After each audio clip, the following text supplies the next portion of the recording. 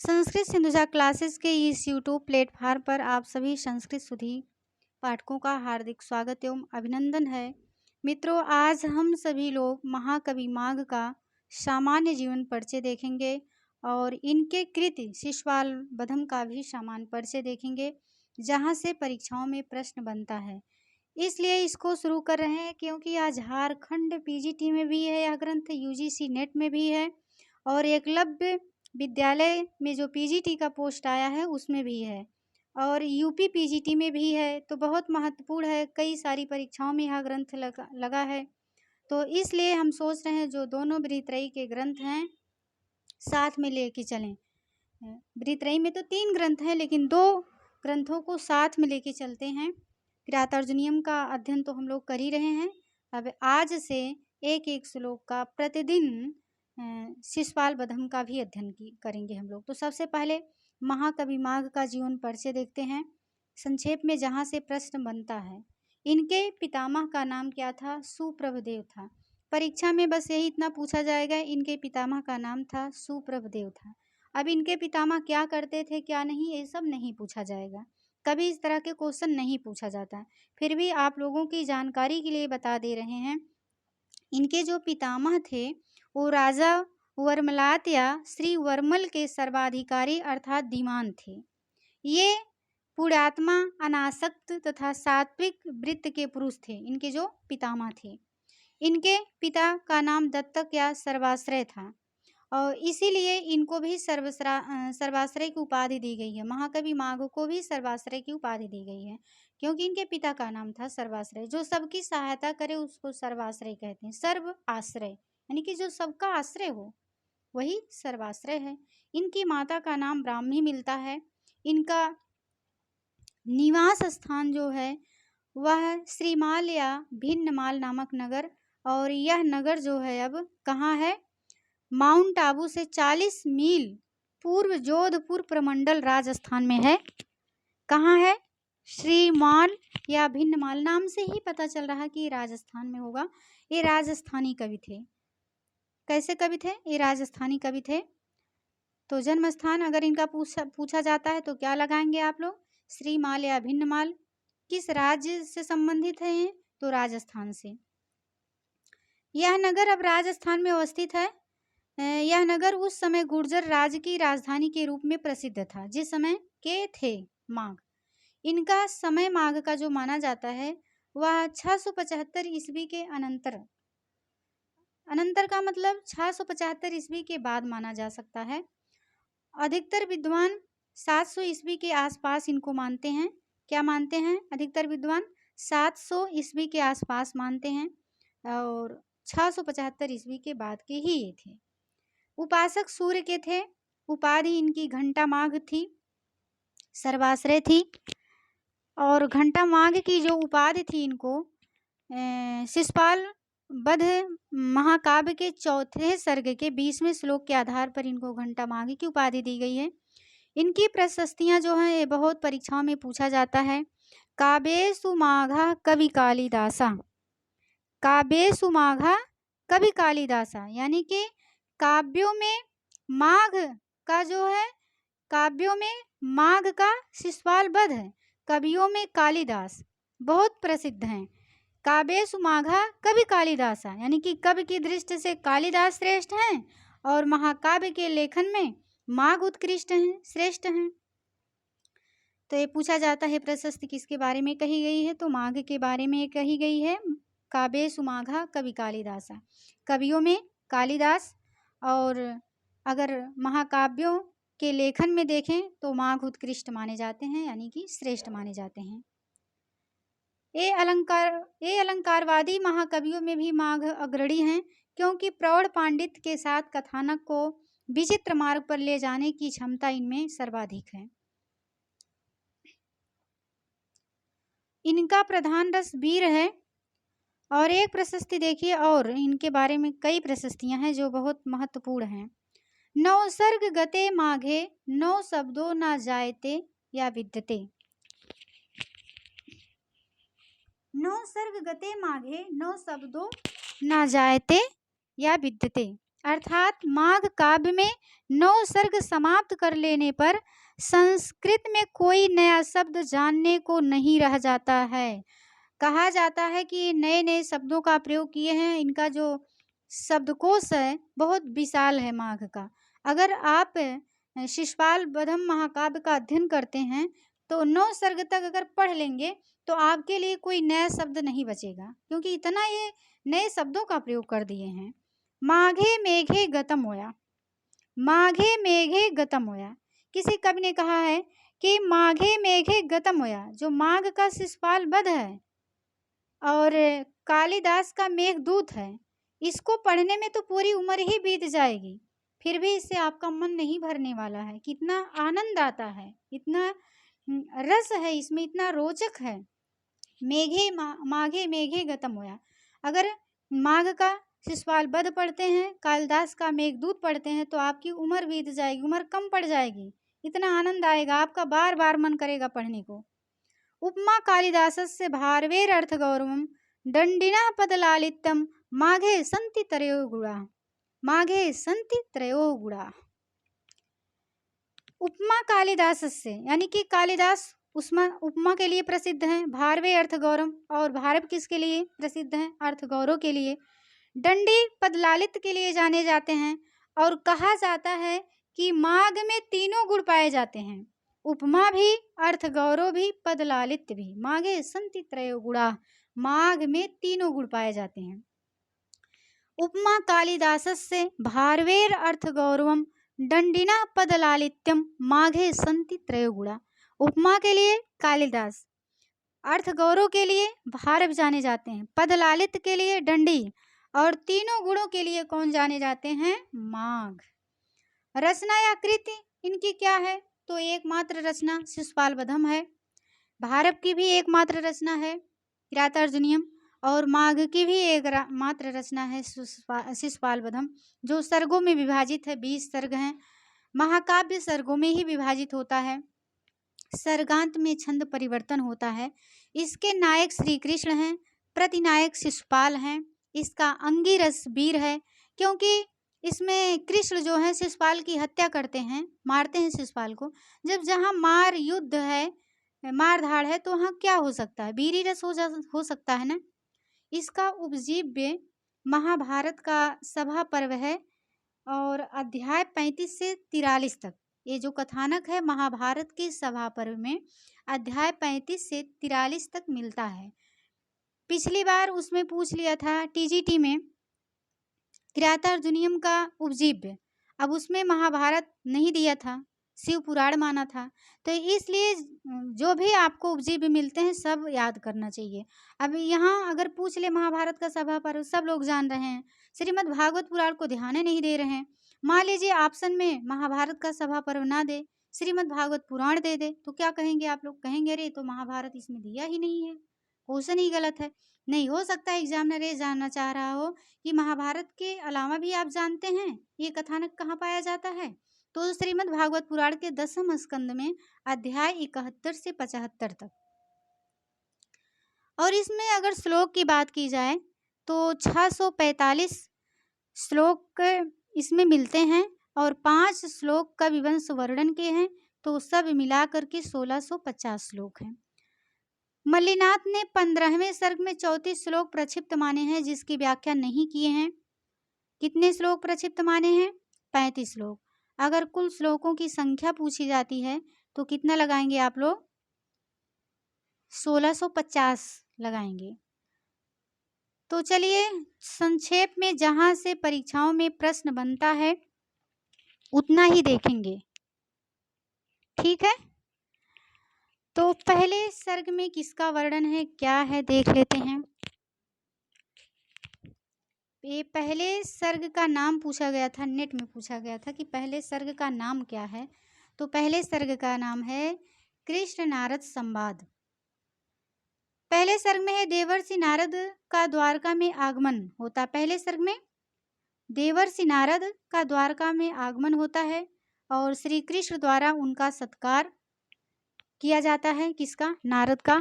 नारद द्वारा शिशुपाल के पूर्व जन्मों तथा उसके अत्याचारों का वर्णन शिशुपाल को मारने के लिए प्रेरित करना। पहले सर्ग में क्या क्या होता है? देवर्षि नारद द्वारका में आते हैं और श्री कृष्ण उनका सत्कार करते हैं।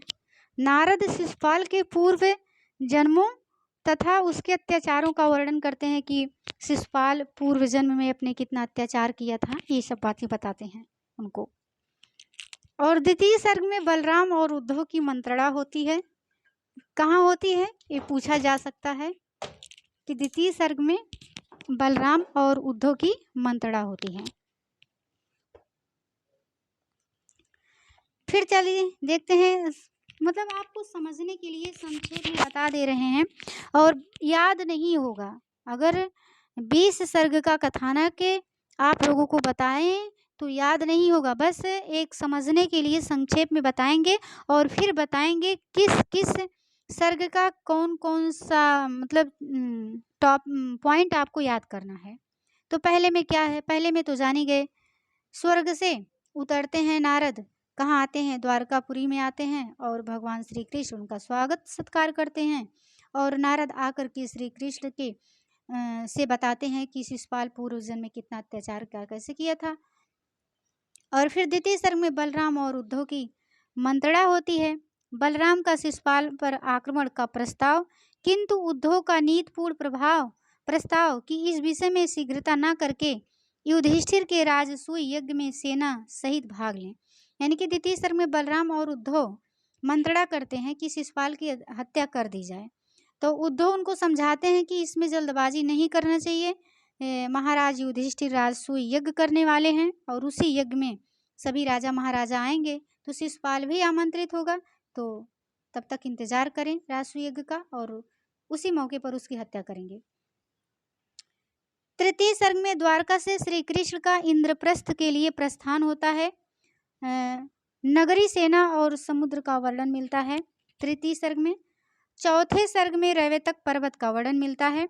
इसलिए देखिए यहाँ जो जो आपको याद करना उतने हम नोट किए हैं, बस ऐसे ही आपको बता दे रहे हैं कि आप एक बार सुन लीजिए कि किस सर्ग में किसका वर्णन है।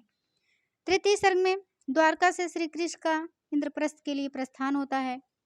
चतुर्थ सर्ग में रैवतक पर्वत का वर्णन है, बहुत बहुत महत्वपूर्ण है, कई परीक्षाओं में पूछा गया है कि रैवतक पर्वत का वर्णन कहाँ मिलता है। तो रैवतक पर्वत का वर्णन कहाँ मिलता है? शिशुपाल वधम में मिलता है। अगर ये पूछ लिया जाए कि रैवतक पर्वत का वर्णन शिशुपाल वध के किस सर्ग में है, तो क्या लगाएंगे आप लोग? चतुर्थ सर्ग लगाएंगे। पांचवें सर्ग में क्या है? रैवतक पर सैन्य शिविर की स्थापना। छठे सर्ग में, ये भी महत्वपूर्ण है, 6 ऋतुओं का वर्णन है। चौथे सर्ग में याद करना है आपको क्या है, दूसरे में याद कर लीजिए, पहला तो भूलेगा नहीं क्योंकि पहला आप पढ़ने जा रहे हो। जब पूरा डिटेल में पढ़ोगे तो पहले में किसका वर्णन है पूछ लिया जाएगा, तो ये नहीं, आंख बंद करके भी सही लगाओगे, ये नहीं भूलोगे। द्वितीय में बलराम उद्धव की मंत्रणा है, ये याद हो गया। फिर चतुर्थ में आ जाइए, रैवतक पर्वत का वर्णन है। फिर छठा याद करिए, 6 ऋतुओं का वर्णन है। इतना तो नहीं भूलना आप लोगों को। फिर चलिए पांचवें में बताते हैं, रैवतक पर सैन्य शिविर की स्थापना करते हैं। छठे में 6 ऋतुओं का वर्णन है। द्रुत विलंबित छंद में यमक का निवेश करते हुए वर्णन है। सातवें में वन विहार का वर्णन है, ये भी थोड़ा दिमाग में बैठाए रहिए कि सातवें में वन विहार का वर्णन है। आठवें में जल क्रीड़ा रात्रि विहार का वर्णन है। 9वें में संध्या चंद्रोदय तथा श्रृंगार विधान का वर्णन है। 10वें में पान गोष्ठी एवं रात्रि विहार का वर्णन है। 11वें सर्ग में प्रभात वर्णन, ये भी थोड़ा जानते रहिए कि 11वें सर्ग में प्रभात वर्णन है। 12वें में ये महत्वपूर्ण है, श्री कृष्ण का पुनः प्रस्थान तथा यमुना नदी का वर्णन। पूछा जा सकता है कि यमुना नदी का वर्णन शिशुपाल वध के किस सर्ग में है, तो 12वें सर्ग में है। फिर 13वें सर्ग में है श्री कृष्ण और पांडवों का मिलना, नगर प्रवेश तथा दर्शक नारियों की चेष्टाओं का अश्वघोष तथा कालिदास से प्रतिस्पर्धा करते हुए का वर्णन है। फिर 14वें में युधिष्ठिर द्वारा राजसूय यज्ञ का प्रस्ताव, श्री कृष्ण की पूजा तथा भीष्म द्वारा उनकी स्तुति। श्री कृष्ण की पूजा का वर्णन किस में है? 14वें सर्ग में। राजसूय यज्ञ युधिष्ठिर किस सर्ग में करते हैं? तो किस में करते हैं? 14वें सर्ग में करते हैं। मतलब प्रस्ताव करते नहीं, प्रस्ताव भी रखते हैं कि राजसूय यज्ञ का करना है। फिर 15वें में है शिशुपाल का कोप और उनके पक्ष के राजाओं का युद्ध के लिए सन्नद्ध होना। 16वें सर्ग में है शिशुपाल के दूत का श्री कृष्ण के समक्ष उभयार्थक शब्दों का प्रयोग। सात्विक का उत्तर दूत का पुनः शिशुपाल के पराक्रम का वर्णन है। 17वें में श्री कृष्ण के पक्ष के राजाओं का कोप, सेना की प्रस्तुति तथा प्रस्थान है। 18वें में सेनाओं के घोर युद्ध का वर्णन है। फिर 19वां महत्वपूर्ण है 9-10। जो बार बार बता रहे हैं, जो महत्वपूर्ण है वही यहाँ लिखे हैं। बस वैसे बताने को तो सब एक बार बता दे रहे हैं, जानते रहिए थोड़ा बहुत, ताकि अगर मान लीजिए इसके अलावा भी पूछ लिया जाए, प्रभात वर्णन वर्णन जैसे बताए हैं, तो हो सकता है गेस लगाएं तो सही हो जाए। अब 19वें में क्या है? चित्रालंकार का वर्णन है। चित्रालंकार से पूर्ण पद्यों के द्वारा व्यूह रचना एवं विचित्र युद्ध का वर्णन है। ये बहुत महत्वपूर्ण है। इसमें कवि जो है, कवि माघ है, चित्रालंकार से पूर्ण पद्यों के द्वारा व्यूह रचना एवं विचित्र युद्ध का वर्णन करते हैं। अब देख लीजिए आप लोग, व्यूह क्या होता है। आप लोग महाभारत में पढ़े होंगे कि जब क्या नाम उनका था, अर्जुन के पुत्र का, अरे नाम नहीं याद आ रहा है, जो युद्ध में मारे गए थे, 7वां चक्रव्यूह तोड़ना भूल गए थे। आप लोग कमेंट बॉक्स में, अभी नहीं याद आ रहा है, अरे याद है, दिमाग से उतर गया, नहीं आ रहा है। तो चलिए, व्यूह जानते रहिए, व्यूह किसे कहते हैं। 1 मिनट। व्यूह, वैसे व्यूह का जो अर्थ होता है, समूह या जमघट होता है। तो आप लोग महाभारत के युद्ध में पढ़े हैं ना, जब युद्ध होता था तो लोग व्यूह की रचना करते थे, और जो योद्धा रहते थे, बलशाली योद्धा रहते थे, इस व्यूह को तोड़ते हुए आगे बढ़ते थे। तो ये व्यूह का क्या अर्थ होता है? समूह या जमघट होता है। तो जो 19वां सर्ग है, इसमें जो ये महाकवि माघ जी हैं, चित्रालंकार का एकदम जमघट लगा दिए हैं, समूह लगा दिए हैं कि चित्रालंकार का बहुत मतलब अधिक मात्रा में प्रयोग किए हैं।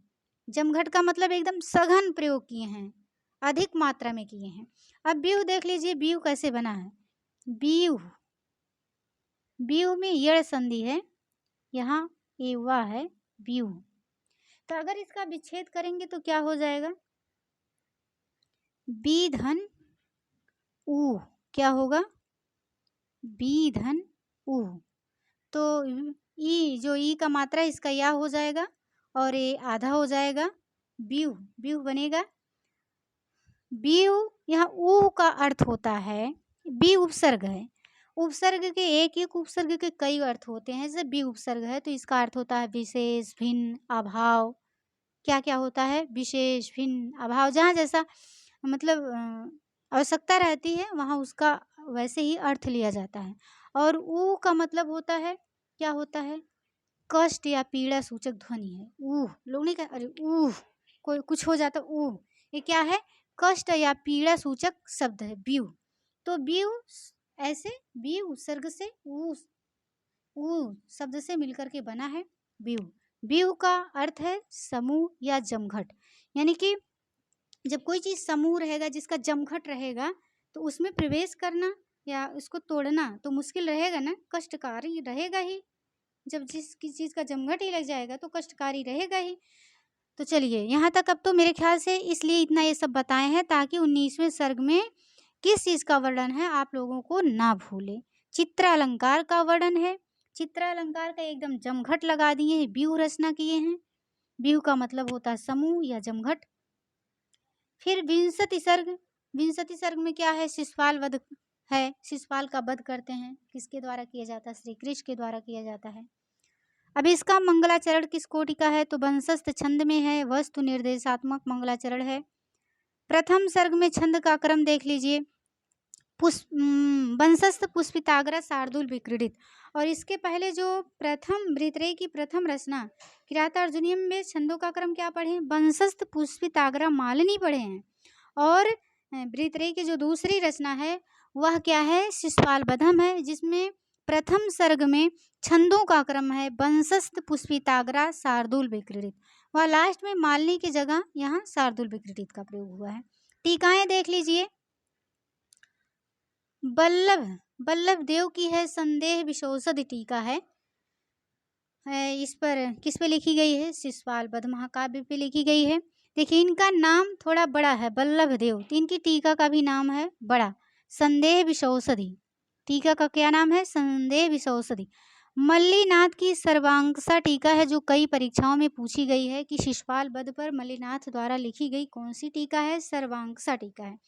मल्लीनाथ ने कालिदास के जो लघुत्रयी के अंतर्गत हैं, रघुवंश महाकाव्य है, मेघदूत है, कुमार संभवम है, उस पे संजीवनी नाम से टीका किए हैं, और किरातार्जुनीयम पे घंटापथ नाम से टीका किए हैं, और शिशुपाल वध पे सर्वांकसा नाम से टीका लिखे हैं, और नजधी चरितम जो वृत्रयी की तीसरी रचना है उस पे जीवातु नाम से टीका लिखे हैं।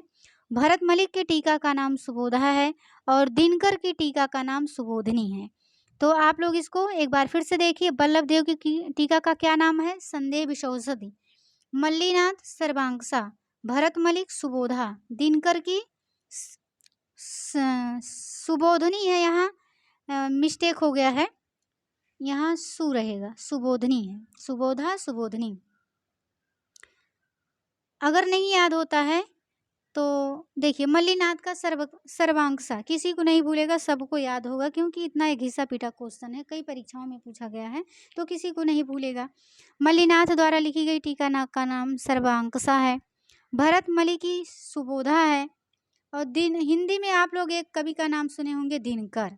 तो दिनकर तो हिंदी तो सब लोग पढ़े होंगे, दिनकर तो सबके जुबान पे होंगे, बस एक ट्रिक बता रहे हैं, वही दिनकर नहीं है, दूसरे दिनकर हैं ये।